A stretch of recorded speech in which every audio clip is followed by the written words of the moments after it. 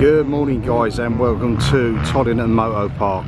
This is the second day of a two-day event which culminates in someone becoming a British champion. This is the ACU 2023 Veterans Motocross Championship, available to ride for anyone over the age of 30. And at the end of the day, as I said, someone in each class. I believe there's about 5-6 classes, maybe even more. You might prove me wrong a bit later, but at the end of this day there will be a champion. Currently the riders are going out getting a feel for the track, those who didn't race yesterday.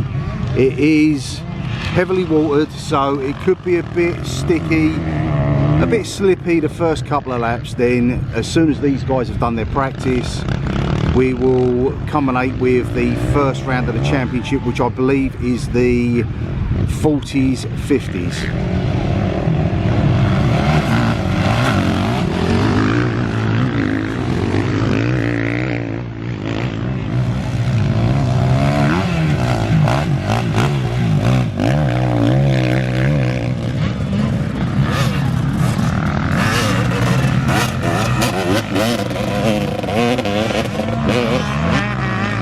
The track in stark contrast to the last time I was here, which was back, I believe it was Easter Monday. There was a race since then when it was more to the liking of this, but then it was an absolute quagmire, a real battle of attrition and survival just to get round. For these guys, reputedly to be amongst the best in their age classes throughout the vets in the UK.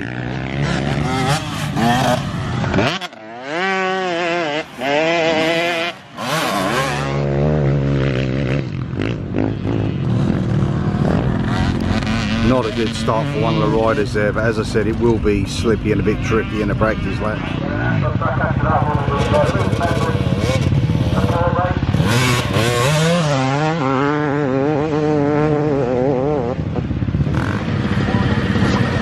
This is something I've not seen in probably 3 decades. They're running a 2-gate drop system, so you've got the park firmer here, you've got riders going into gate 1, riders going into gate 2. The riders in gate 1 will take their position behind the start line. The gate 2 riders will line up behind those.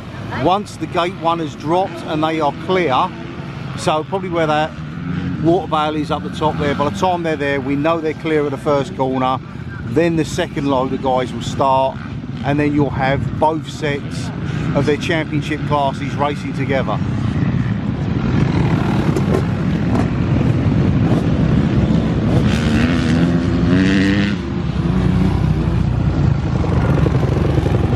Riders have all chosen to go out, basically they've been ordered to go out and take a sighting lap because of the conditions, because it can have a slippy underneath sort of base. Is hard packed on top, it's been heavily watered, so they go out, get a single lap, see what's happened in the first few races of the morning.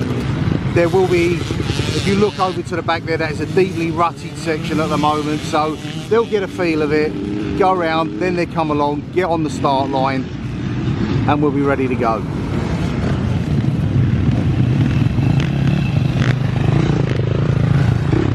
These guys with the blue plates, these are I believe over 50s. If I haven't retired injured with my busted back in 94 and was still capable of riding, this would be my group.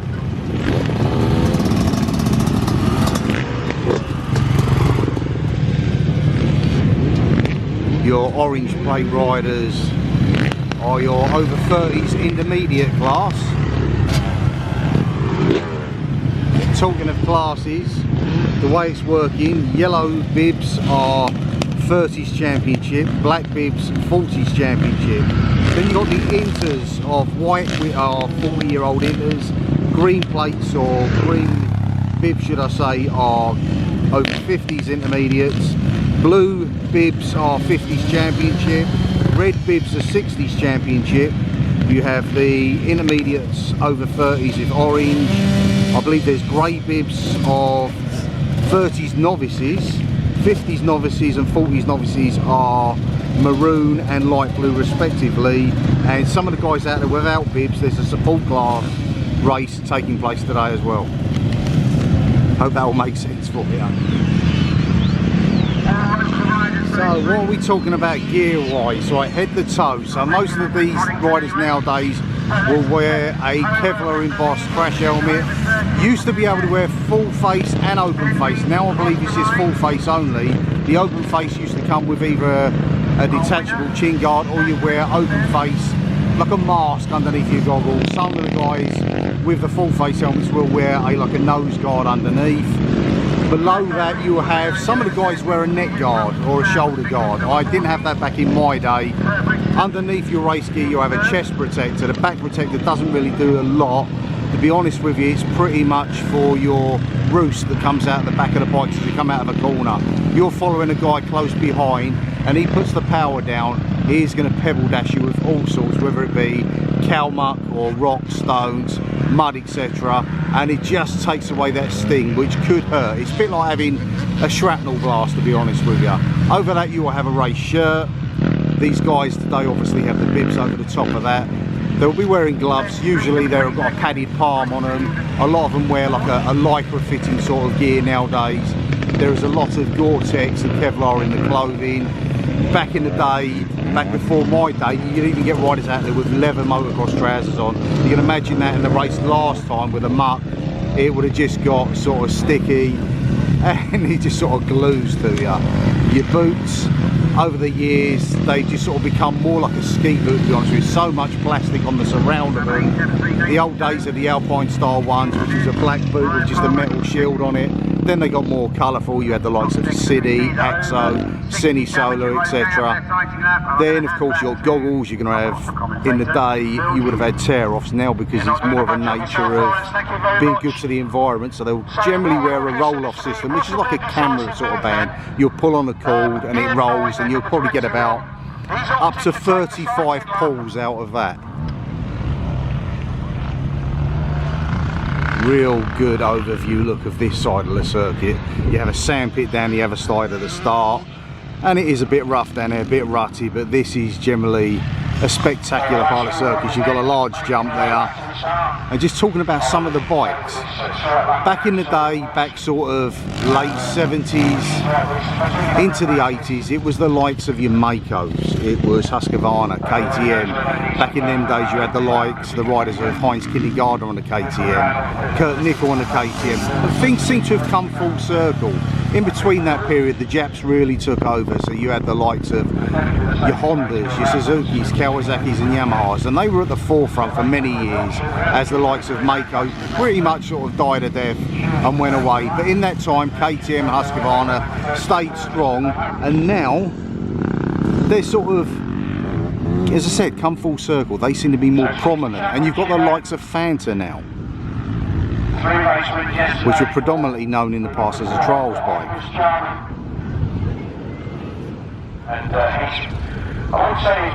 Another maker bike which has sort of done a transition from trials to motocross very successfully in recent years is of course Gas Gas.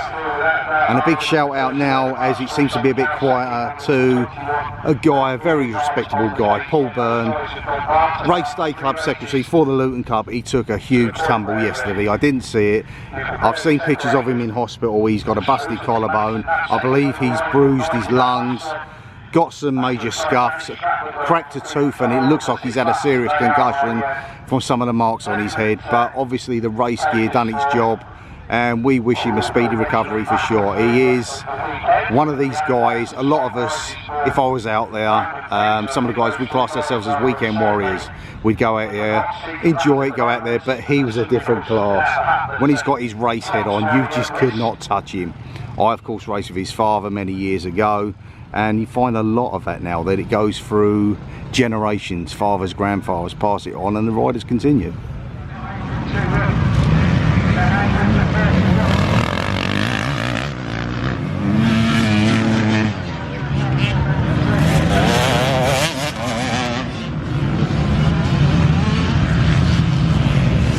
You've got to take your hats off to these guys. These are over 60. These ain't your general grandfathers sitting there with your pipe and slippers in your front room. These guys have been racing for many a year, and they've never felt more alive than when they're on that bike. They become one. And it's beautiful to see.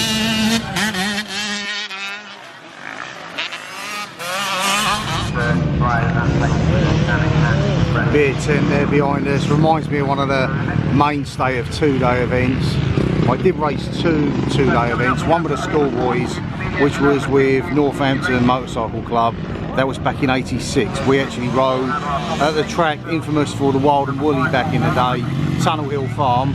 It was a two-day event and it was awful. They even had a Father's Day race at the end, so I think I had one of my dad's friends instead of my dad took place in it, but the water was just too deep for us guys. I think even the juniors and the inter-80s had a smaller track rather than go through the bigger part of the river that runs at the back end of the circuit. Apart from that, I raced a two-day meeting with the Milton Keynes Club. We used to hold a lot of our race meetings at the Pineham circuit in Milton Keynes, and the entertainment of the evening is pretty synonymous with an absolutely fantastic guy who's no longer with us, Nick Fisk. He used to challenge people to climb the marquee pole in the middle. I think he ended up slipping on a table, and the following morning we all turned up for the race meeting. He was walking around, he busted his ankle. But some great old times, some old riders that are no longer with us. A lot of these videos I do dedicated to those who can't be with us, the guys from the past. It's just sentimental to me, to be honest with you. I can no longer race. I'm relied on taking probably about 10 pills a day for my broken back, but it's just being here, just supporting these guys and being part of it. And it's a fantastic job done here by the Luton Club in association with ACU and the British Veterans Championship. Lawrence Wiltshire up there in the commentary box. He must be injured, because I would have thought he would have loved this himself. Green light, green flag.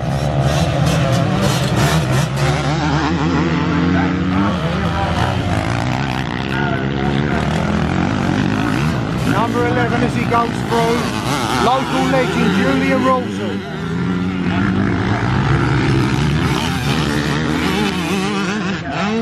Julian Rawson back in the day has beaten the likes of triple world champion Dave Forbes. He's beaten Rob Perry when he used to race the British Championships. I think he was a Grand Prix rider also back in the 90s. Great to see him here. I think he had a bit of a spill yesterday, but he's come out today, put on a bit of a show, and it's great to see him. It really is. That bike there looks possibly either 85, 86 or 87.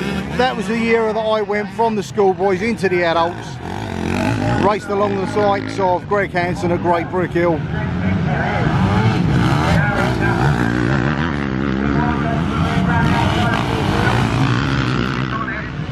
Checkered flag being ready for Sean Smith. Comes across the line. Yeah, it's another victory for Sean Smith. Staples, round the order 3. Warren, look at Warren, in 30th. Hounded by Monster. Monster's going to give it a last ditch effort. Not quite enough, but what an effort. Good riding. We'll have to try and find out what happened. Monster way.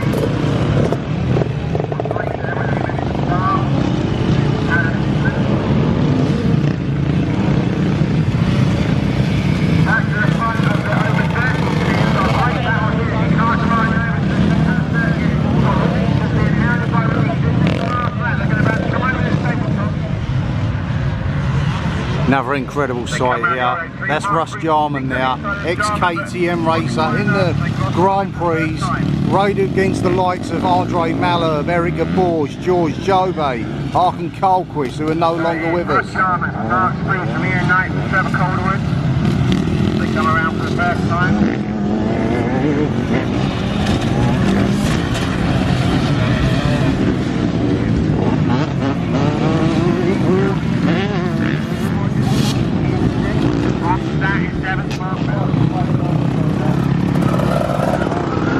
Riders going around slowly currently because the race has been red flagged. Someone went down after maybe 2 or 3 corners. I've seen the ambulance rush over there. Hopefully they'll be okay. But these guys will slowly make their way back round to the start gate area and get ready to go again.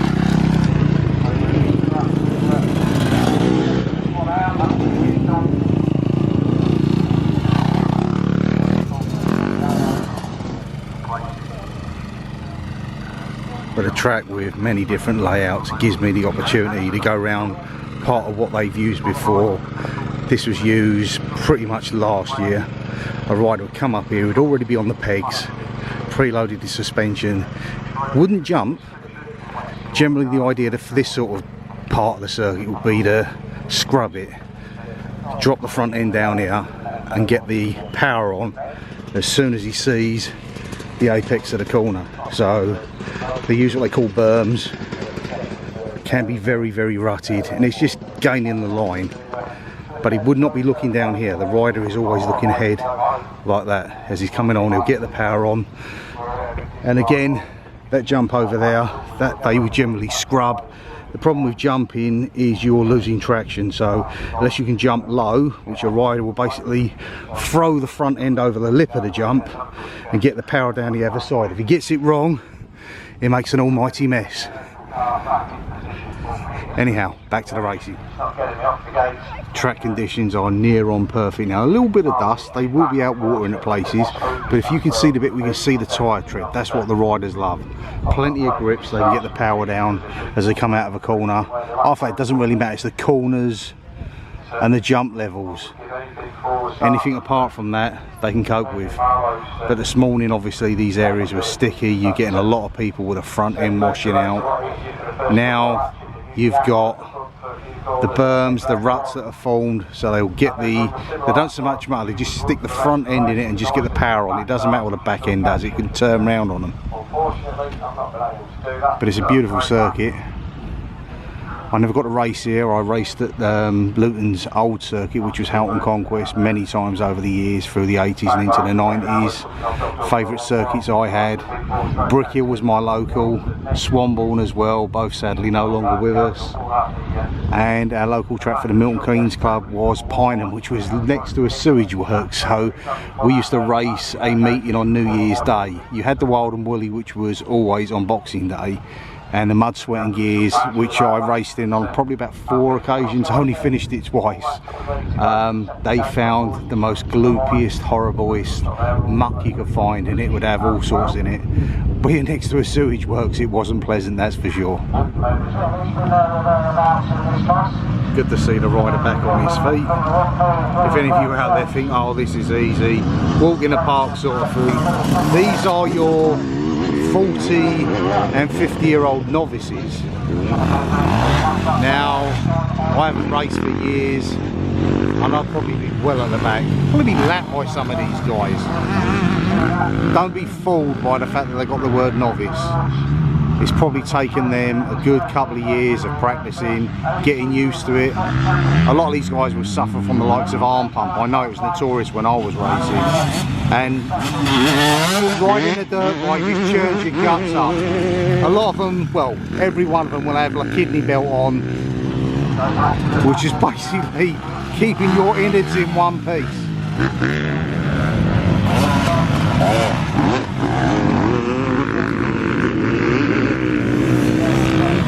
Obviously, if you've liked what you've seen here today, come along to the next few meetings. I believe there is one now in July, and then I think it's September.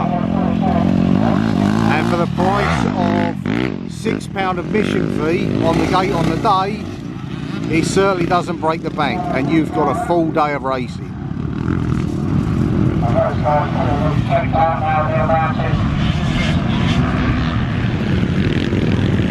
The ladies from the catering team taking a well-earned rest, and then of course you've got your essentials, your last minute things, the things you forgot. You might have forgotten to pack your oil, you might have broken a gear lever, even plastics, ripped a shirt, etc. They will help you out if they can.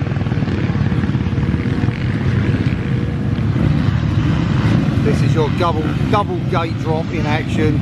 Pretty much the other guys have already gone. Matter of seconds and it's all ready to go again. Fantastic idea.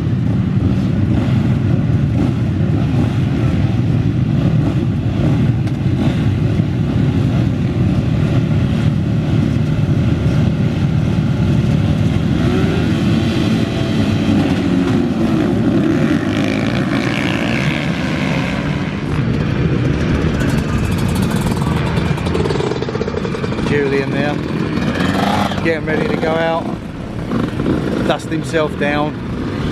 Quality rider from the past. The pits as usual, a beehive of activity in between the races.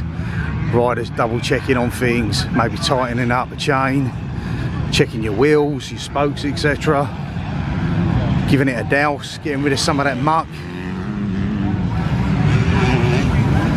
Or just chilling out, waiting for their turn to get out on that track. That's what they live for.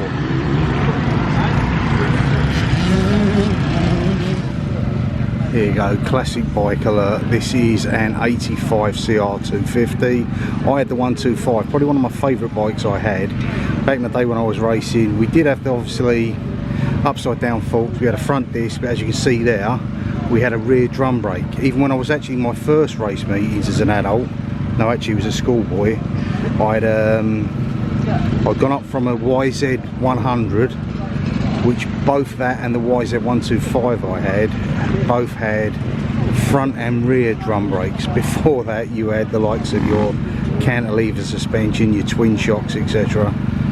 But yeah, things have changed quite a bit, but that's a beautiful sight to behold, that is. Classic bikes, the likes of your Ricky Johnson would have rode those. 4P era for sure.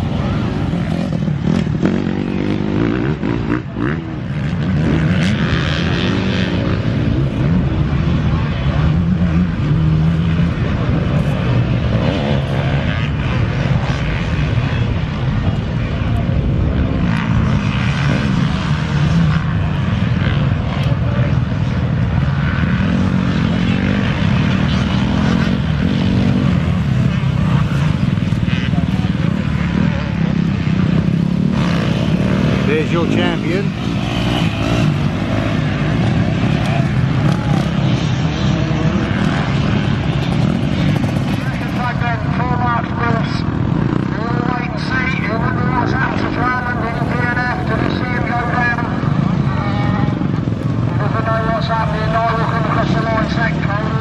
There we go. Russ Jarman, your over 60s ACU champion for the veterans. The 2023, rolling back the years, ex-Grand Prix star. Brilliant to see. Great advert for local motocross. And with that, guys, that's going to be it. Hope you've enjoyed the racing today. I've had a fantastic time. Try to reduce it as much as I can for you guys out there who didn't get a chance to come here. A lot of respect for the riders there of all different abilities and ages. Huge get well soon to your riders, your Paul Byrne. I believe Andy Antle's got a bit of an injury as well, so he didn't ride today. And thank you very much for watching. I'll see you next time, guys. See you in the movies. Bye for now.